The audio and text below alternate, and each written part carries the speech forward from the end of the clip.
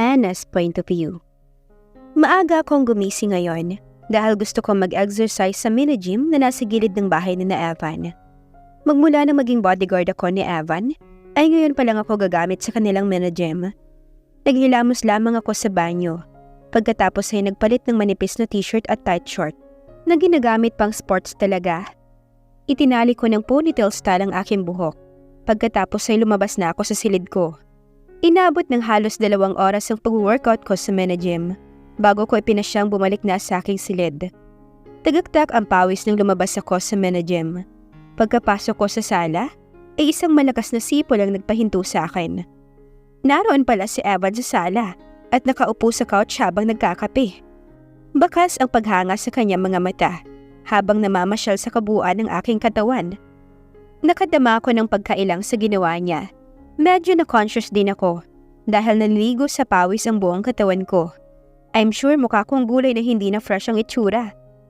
Ano ang tinitingin-tingin mo riyan? Sikman ko sa kanya para pagtakpan ng pagkapahiyang naramdaman ko dahil sa ginagawa niyang pagtitig sa katawan ko. Teka, bakit ba ako nahihiya sa kanya? Hindi ba dapat siya ang mahiya sa akin? Dahil kung makatitig siya sa akin ay wagas? Nothing. Bakit? Masama bang titigan ka? Wala naman sigurong bayad ang pagtitig ko sa'yo, kaya libre akong gawin yun. Tila bale walang sagot ni Evan. Hindi na talaga siya nahiya sa akin at handaran niyang sinuyod ng kanyang mga mata ang aking kabuuan kahit na tinitignan ko siya ng masama. Gusto mo bang dukutin ko yung mga mata mo? Nanditilat ang mga matang tanong ko sa kanya. Sa halip na mapahiya ay nilisihan lamang niya ako. Inis na nagmarcha ako papunta sa aking silid. Hindi ko na lamang pinansin ang ginawa niyang pagsipol dahil tiyak na mas lalo lamang akong maiinis sa kanya. Kahit kailan talaga ay napakababaero ng lokong lalaking yun. Tiwala ako na hindi ako tatakasan ni Evan kaya hindi ako nagmadali sa paliligo. Halos inabot ako ng 1 oras sa loob ng shower bago ko naisipang lumabas. Walang lakad si Evan kaya isang puting shorts na abot sa aking tuhod ang haba ang isuot ko at inornohan ko ng pink na blouse. Napangiti ako nang makita kong itsura ko sa harap ng salamin.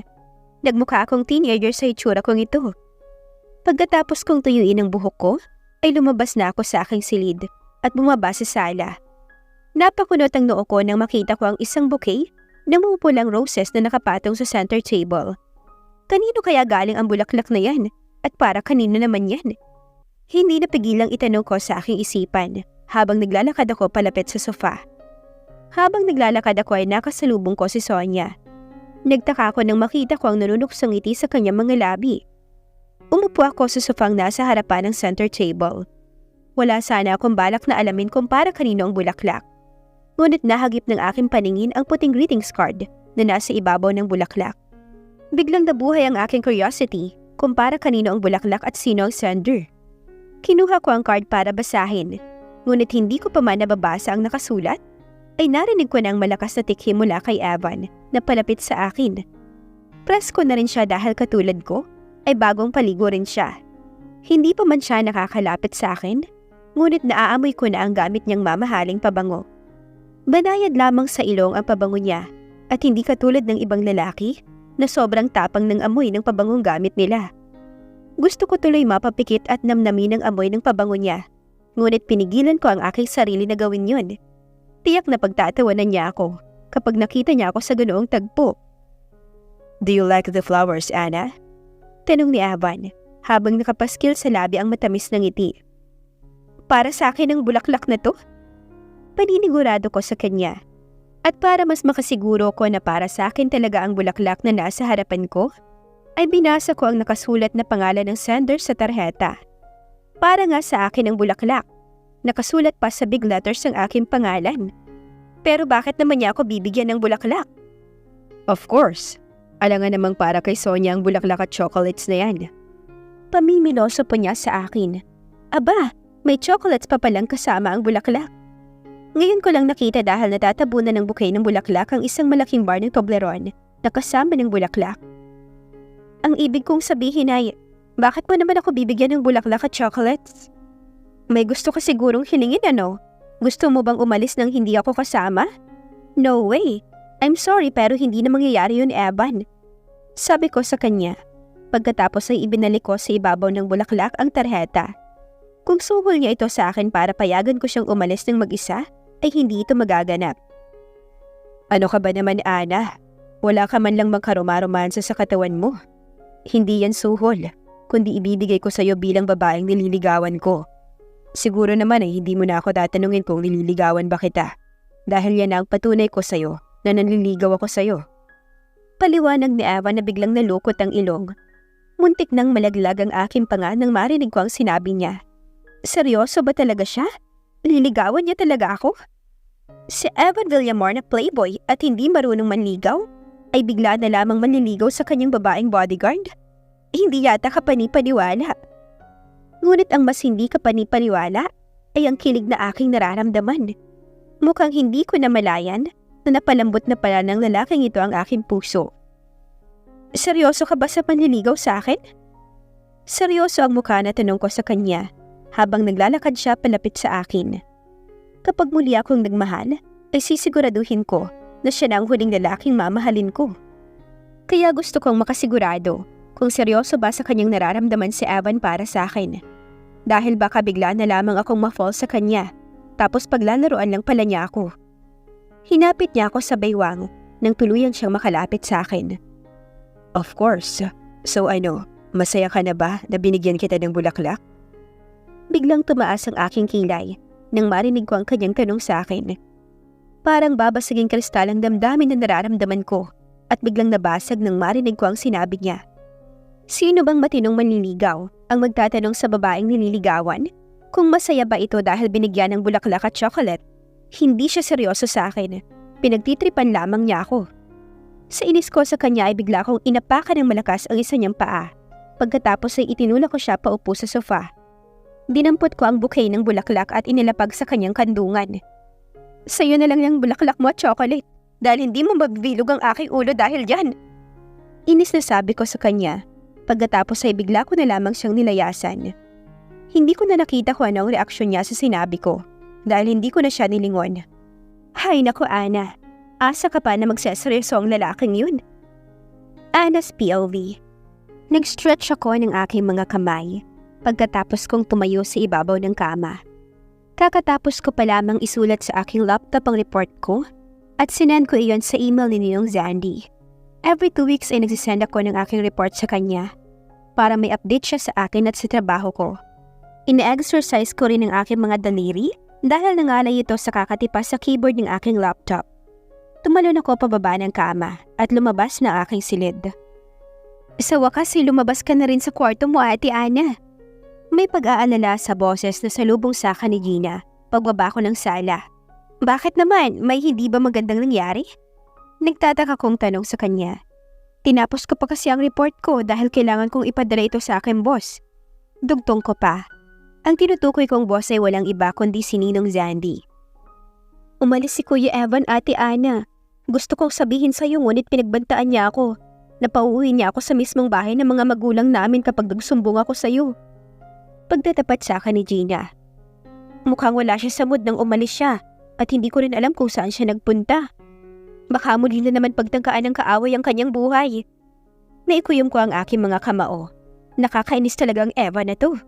Akala ko hindi na niya ako tatakasan, kaya naging kampante ako na bawasan ng pagiging strict ko sa kanya. This time, hindi ko na alam kung saan siya hahanapin dahil inalis na niya ang tracking device na inilagay ko sa kanyang relo. Huwag kang mag-alala, Gina. Mahanap ko rin ang kuya mo. Sabi ko sa kapatid ni Evan dahil alalang-alalang mukha nito. Ngunit naisip ko na nag-aalala pala siya sa kuya niya ay dapat sinabi na niya agad sa akin kanina nang umalis ang kapatid niya para hindi siya nag-aalala ng ganito. Tinalikuran ko si Gina at bumalik na ako sa aking silid para magbihis ng damit. At pagkatapos ay nagmamadaling lumabas na ako ng bahay. Dahil hindi ko alam kung saan nagpunta si Evan, kaya pinuntahan ko na lamang isa-isa ang mga bar na bukas ng 24 hours. Sa mga ganitong klaseng lugar kasi ito nagpupunta kapag tumatakas sa akin. Ngunit naubos ko ng puntahan ng mga bar na bukas sa araw, ngunit hindi ko pa rin mahanap si Evan. Naabutan na ako ng gabi sa paghahanap sa kanya at hindi ko na mabilang kung ilang beses na akong nakatanggap ng tawag mula kay Gina at nagtatanong kung nahanap ko na ba ang kuya niya. Dahil hindi ako kumain ng tanghalian, kaya 6:00 pa lamang ng gabi ay kumakalam na ang aking sikmura. Nagpasya akong pumasok sa isang restaurant sa kahabaan ng Timog Avenue sa Quezon City. Kailangang malamnan ko muna ang aking tiyan para makapagpatuloy ako sa aking paghahanap kay Evan. Makakatikim talaga sa akin ng isang malakas na suntok ang lalaking yun. Ano naman kaya ang naisipan niya at muli akong tinakasan? Nagalit kaya siya dahil sa hindi ko pagtanggap sa mga bulaklak na binigay niya sa akin kaninang umaga? Nainis kasi ako nang tinanong niya ako kung masaya na ba ako dahil binigyan niya ako ng bulaklak. Kailangan pa ba niyang itanong sa akin yun? Pakiramdam ko tuloy ay binigyan lamang niya ako ng bulaklak dahil sinabi ko at hindi dahil sa gusto niya akong bigyan. Hindi galing sa kanyang puso ang pagbibigay niya sa akin ng bulaklak kaya nasaktan ako. Dahil aminin ko man o hindi, nakapasok na si Evan sa aking puso nang hindi ko namamalayan. At hindi ko akalain na muli akong iibig sa isang playboy. Mas playboy pa kaysa sa aking ex-boyfriend. "Good evening, ma'am. Tuloy po kayo." Nakangiting bati sa akin ng isang waiter sa pintuan ng restaurant. Ninitian ko lamang siya at bahagyang tinanguan bilang ganti sa kanyang pagbati sa akin. Umupo ako sa pang-isahang upuan na malapit lamang sa pintuan. "Thank you," sabi ko sa waiter nang iabot niya sa akin ng menu. "Tatawagin na lamang kita kapag mag-order na ako." Dugtong ko para umalis siya sa harapan ko. Ngumiti sa akin ng waiter bago umalis. Binuklat ko ang menu at sinuyod ng tingin ang mga nakasulat na ulam.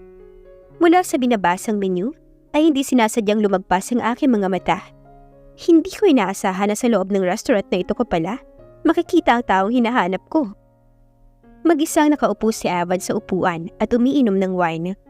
Ngunit alam kong may kasama siya dahil may pinggang may laman na pagkain ang nasa tapat niya. Akmang tatayo na ako sa aking kinauupuan para lapitan siya, nang biglang dumating ang kasama nito.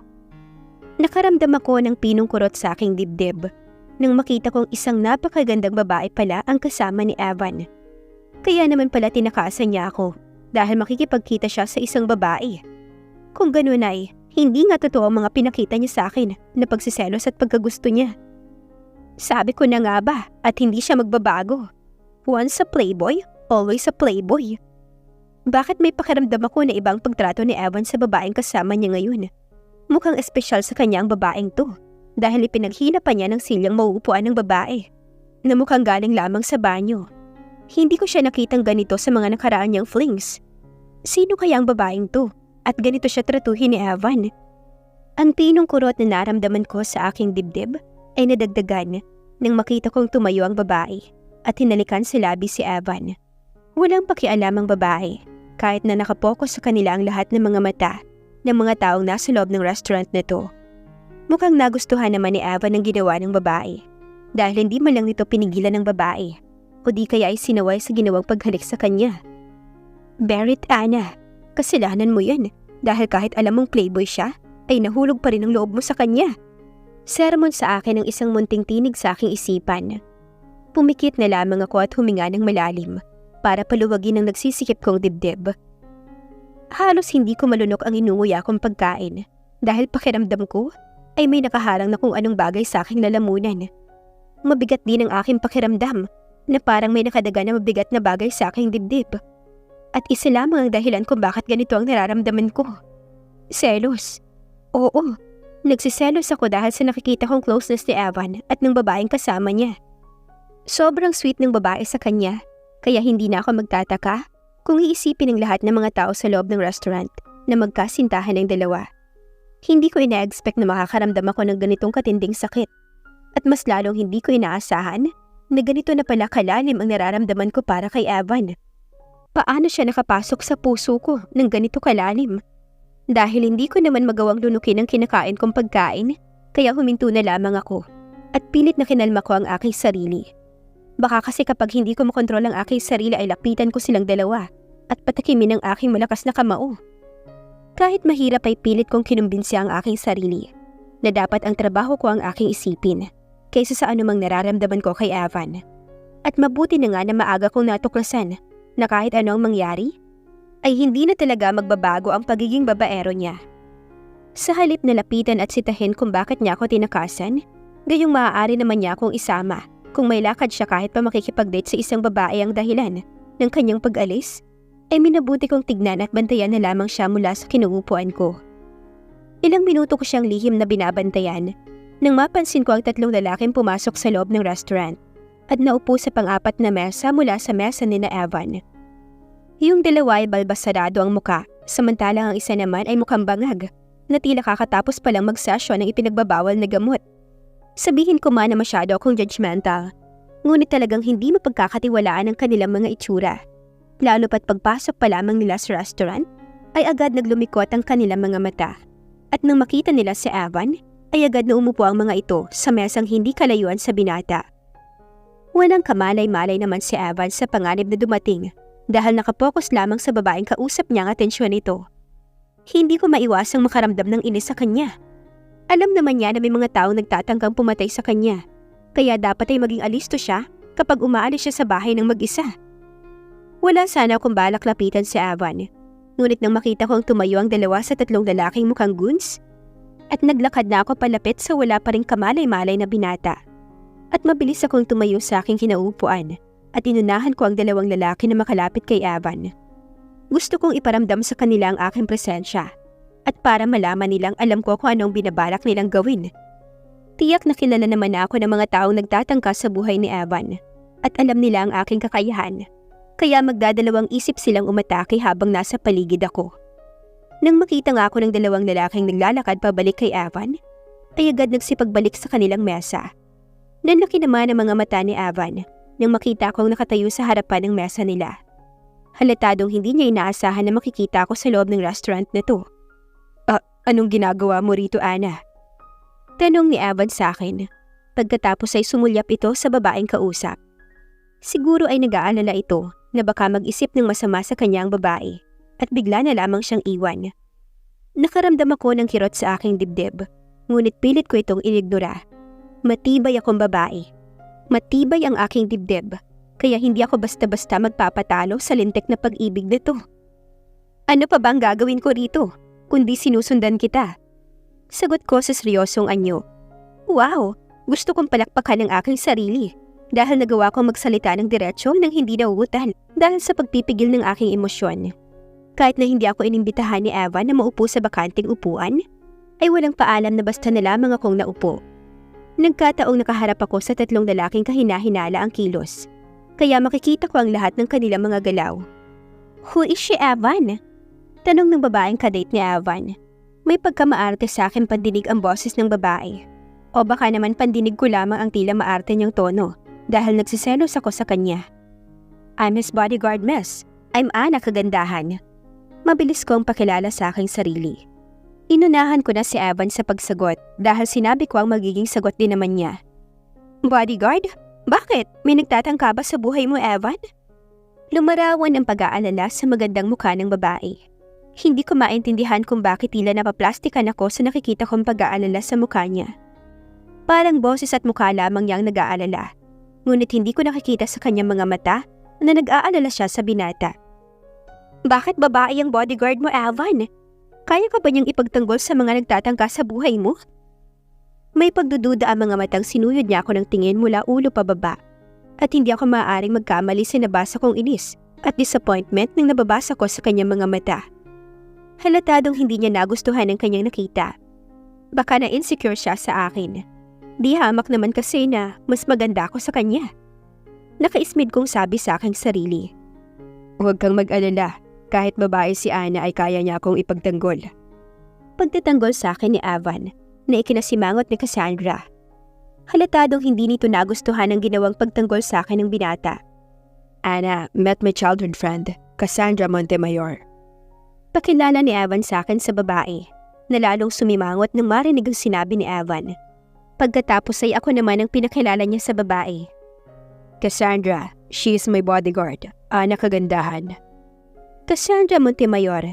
Biglang may uminaw sa aking isipan nang marinig ko ang buong pangalan ng babaeng kasama ni Evan. Cassandra Montemayor, ang ex-girlfriend niya na siyang naging dahilan kung bakit siya naging playboy. Akala ko bang patay na siya? Paano siya nabuhay? Wala kaming imika ni Evan habang sakay kami ng aking kotse pauwi sa bahay niya. Iniwan na lang namin ang kotse niya sa harapan ng restaurant at tinawagan ko na lamang ang isa sa guard sa bahay ni Evan para iuwi ang kotse ng binata. Nakakailang ang sobrang katahimikan sa loob ng kotse. Ngunit wala akong balak na unang bumasag ng katahimikang namamagitan sa amin. Mukhang wala namang balak magsalita si Evan, kaya itinikom ko na lamang ang aking bibig. Pagdating namin sa bahay nila, ay tuloy-tuloy lamang siyang pumasok sa loob ng bahay. At tila wala talaga itong balak na ipaliwanag sa akin ang tungkol sa babaeng kasama niya sa restaurant. Napabuntong hininga na lamang ako habang sinusundan siya ng tingin. Ngayon ay klaro na sa akin ang lahat. Hindi siya totoong may gusto sa akin. Dahil kung may gusto siya sa akin, ay mag-e-effort siyang magpaliwanag sa akin. Dahil baka mag-isip ako ng hindi maganda sa kanya at sa babaeng kasama niya. Muli akong nakaramdam ng pinong kurot sa aking dibdib. Ngunit mabilis kong binura ang anumang sakit na aking nararamdaman. At pinangibabaw ko ang inis at galit ko sa mga lalaking playboy. Siguro naman ay magtatanda na ako ngayon dahil 2 beses na akong nauto ng mga lalaking playboy. Pagkapasok ko sa loob ng bahay, ay nagtuloy-tuloy ako papunta sa aking silid. Malapit na ako sa aking kwarto nang biglang hinarang ni Evan ng aking daraanan. Hindi ako nagsalita, sa halip ay tinapunan ko lamang siya ng seryosong tingin. Bakit hindi ka nagalit sa ginawa kong pagtakas sa'yo? Katulad ng ginagawa mo dati, Ana. Bakit hindi mo ako tanungin tungkol kay Cassandra? Seryoso ang mukha na tanong sa akin ni Evan. Hindi ka na bata, Evan. Kung gusto mong tumakas at magpakamatay ay wala akong magagawa. At tungkol naman sa affair mo sa babaeng yun ay wala akong pakialam. Ano pa nga bang aasahan ko at ipagtataka sa isang playboy na katulad mo? Nakataas ang noo na sagot ko sa kanya. Biglang dumilim ang mukha ni Evan at pagkatapos ay walang paalam akong tinalikuran. Napapailing na sinundan ko na lamang siya ng tingin. I will never be fooled again by your action, Evan. Never. Bigla akong naalimpungatan mula sa mababaw kong pagkatulog. Nang makarinig ako ng pagkalansing ng kung anong bagay, nangalagla galing mula sa ibaba ng bahay ng mga Villamor. Mukhang may nakapasok na masamang tao at nakalusot sa mga gwardyang nagbabantay sa labas ng bahay. Mga ganitong oras kasi ay wala nang bumababa pa sa mga nakatira sa bahay na ito. Kaya natitiyak kong ibang tao ang nasa sala ngayon. Maingat na bumangon ako sa kama at lumabas sa aking silid para alamin kung tama ang aking hinala. Hindi na ako nag-abala pang magsuot ng tsinelas pambahay para walang kilatis na makalapit ako sa kung sino mang taong yon na malakas ang loob na pumasok sa lungga ng kalaban. Mukhang hindi na makapaghintay ang mga taong nagpapapatay kay Evan, kaya umupa na ito ng isang assassin para puksain sa loob mismo ng bahay nito ang binata. At aaminin ko na naimpress ako sa assassin na ito dahil nagawa niyang makapasok sa loob ng bahay na hindi namamalaya ng mga gwardya sa labas. Ibig sabihin ay hindi ito basta-basta assassin, kundi isang magaling at professional na assassin. Hindi ko na dinala pa ang aking armas dahil natitiyak kong hindi gagamit ng armas ang assassin sa pagpatay kay Evan. Tsak na hindi nito gugustuhin mabulabog ang mga gwardya at mahuli ito, kaya hindi ito magdadala ng armas. Sinasabi ko na nga ba at masamang tao nga ang nasa loob ng bahay? Sabi ko sa isip ko nang makita ko ang isang anino na payukuyo ko sa may sala. Pagkatapos ay naglakad paakyat ng hagdan.